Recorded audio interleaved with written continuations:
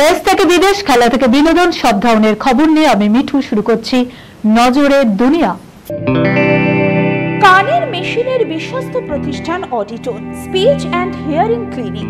কানে শুনতে না পাওয়া বা শুনতে সমস্যা, তোতলা বা অস্পষ্ট কথা, জন্ম থেকে কথা বলতে না পারা, অল্প বুদ্ধি, কথা ও কানের যে কোনো সমস্যার সঠিক সমাধান অডিটন।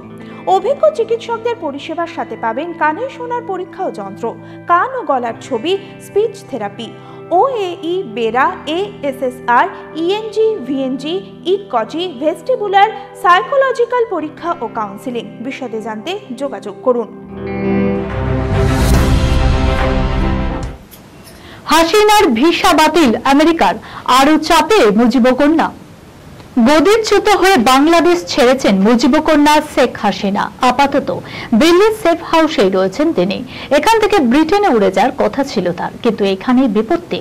তাকে রাজনৈতিক আশ্রয় দিতে অস্বীকার করেছে ব্রিটেন। এর মধ্যেই আন্তর্জাতিক সংবাদ মাধ্যমের দাবি, হাসিনার ভিসা বাতিল করেছে মার্কিন যুক্তরাষ্ট্র। এর প্রভাব তার রাজনৈতিক জীবনে পড়বে কিনা তা নিয়ে ইতিমধ্যেই জল্পনা শুরু হয়েছে। গণ আন্দোলনের জেরে বাংলাদেশের প্রধানমন্ত্রী পদ থেকে সরতে হয়েছে শেখ হাসিনাকে। এমনকি বোন রেহানাকে নিয়ে দেশও ছেড়েছেন। কোথায় যাবেন তিনি? মুজিবকন্যার পরবর্তী ঠিকানা কি হবে তা নিয়ে জল্পনা তুঙ্গে উঠেছে। কারণ ব্রিটেনের কাছে রাজনৈতিক আশ্রয় চেয়ে প্রত্যাখ্যান হয়েছেন হাসিনা। ব্রিটেন প্রত্যাখ্যান করার পর এবার আমেরিকাও তার ভিসা বাতিল করল। তবে এর কারণ এখনো স্পষ্ট নয়। এ প্রসঙ্গে বলে রাখা দরকার, আন্তর্জাতিক সম্পর্ক বিশেষজ্ঞদের একাংশ মনে করছে আমেরিকার ইন্ধনে গদিচ্যুত হয়েছেন হাসিনা। তবে ভিসা বাতিলের বিষয়টি হাসিনার রাজনৈতিক জীবনে প্রভাব ফেলবে কিনা তা নিয়ে প্রশ্ন উঠতে শুরু করেছে। কারণ আন্তর্জাতিক রাজনৈতিক ক্ষেত্রে আমেরিকার প্রভাব মারাত্মক। তবে ভিসা বাতিল করায় বাকি পশ্চিমী দেশগুলিও সেই পথে হাঁটবে কিনা তা নিয়ে প্রশ্ন থেকেই যাচ্ছে। অব্যাহত অশান্তি, বাংলাদেশের অর্থবর্তীকালীন সরকারের প্রধান হচ্ছেন নোবেল জয়ী অর্থনীতিবিদ ডক্টর মোহাম্মদ ইউনুস।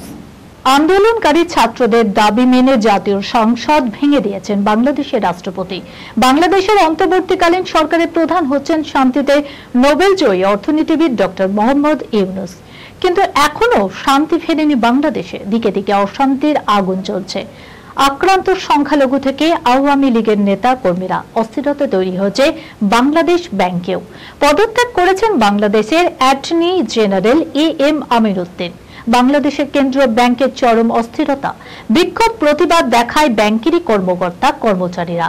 ব্যাংকের গভর্নর, 4 ডেপুটি গভর্নর, উপদেষ্টা ও আর্থিক গোয়েন্দা দপ্তরের প্রধানের দ্রুত পদত্যাগের দাবিতে মিছিল বের করেন সকলে। যার জেরে পদত্যাগ করতে বাধ্য হয়েছেন ডেপুটি সহ 6 শীর্ষ কর্তা।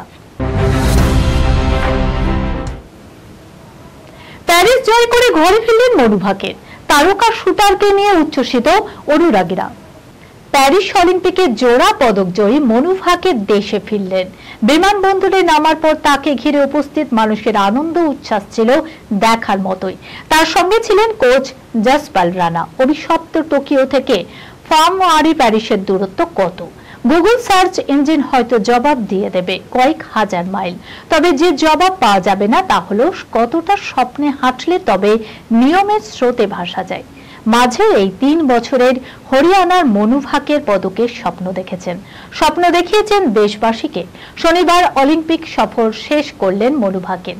2টো ব্রোঞ্জ আগে জিতে নেমেছিলেন 25 মিটার পিস্তল ফাইনালে। পদক জয়ের হ্যাটট্রিকের হাতছানি ছিল তার সামনে।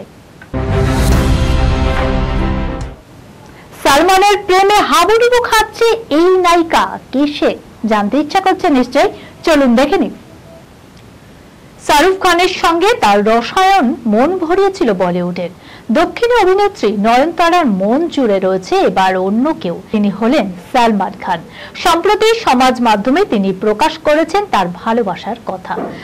সালমান খানের मैंने प्यार किया ছবির একটি দৃশ্য ইনস্টাগ্রাম স্টোরিতে পোস্ট করেন নয়নতারা। সেখানে দেখা যাচ্ছে ভাগ্যশ্রী ও সালমানের দৃশ্যের স্থির চিত্র। নিচে সংলাপ, আমাদের বন্ধুত্বকে তুমি কি নাম দেবে? সঙ্গে বাজছে ছবির জনপ্রিয় গান দিল দেওয়ানা, বিন সাজনাকে মানে না। নয়নতারা জানিয়েছেন তার প্রিয় এই ছবিটি তিনি আরো একবার দেখলেন। তবে এই প্রথম নয়। সালমানের প্রতি তার অনুরাগের কথা নয়নতারা এর আগেও প্রকাশ্যে জানিয়েছেন বহুবার।